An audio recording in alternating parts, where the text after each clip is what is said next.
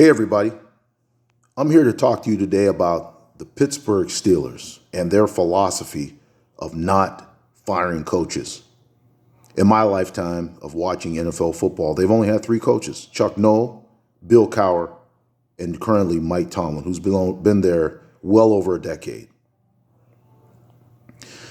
Here's some advantages I think that philosophy has.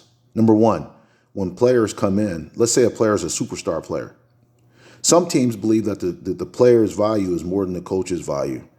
And if the player doesn't like the coach, or the player doesn't like the way they think coach does things, the player maybe can go into the owner and say, "Hey, I don't like this guy, blah, blah, blah." You know what I mean? And so the coach will fire, the organization will fire the coach at the expense of the player. In the Steelers organization, players know that if they don't conform to the way things are, they're going to be gone before the coach is gone. So this basically lets you know you either need to conform to our environment, our way of doing things, or you're going to be out of here, not the coach. Number two, let's say the coach has a system, a way of doing things, offensively, defensively, special teams. The coach has a system that they believe in.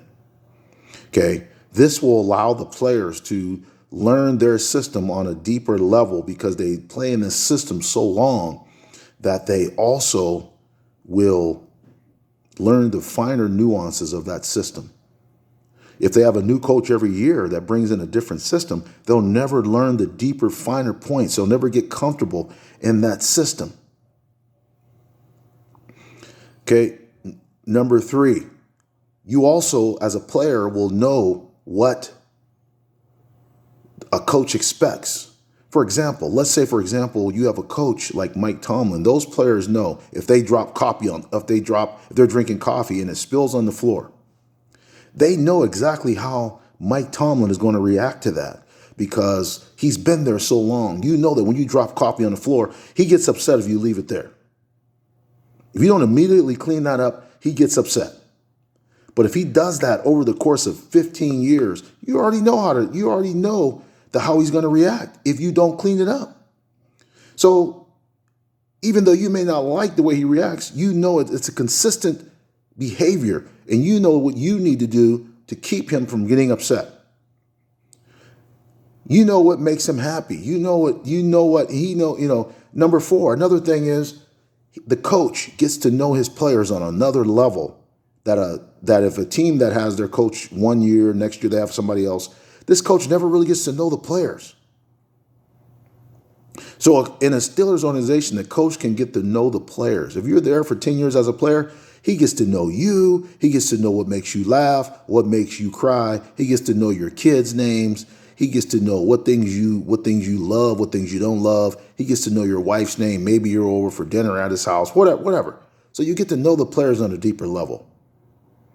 One of the great things they say about leadership is that you should get to know your players outside of just what they're there to do, like their job.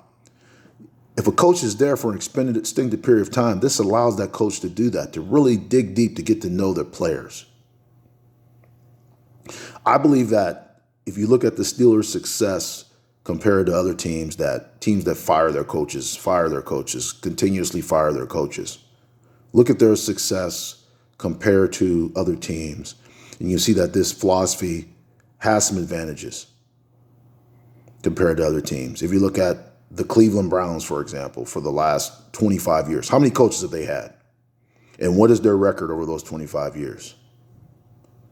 So this is just a little about my opinion about how the Steelers do things, how their philosophy of keeping their coach through ups and downs. If the coach has a bad season, if he doesn't make the playoffs, if you get to the playoffs and you lose in the first round, you're not going anywhere. You're going to stay here.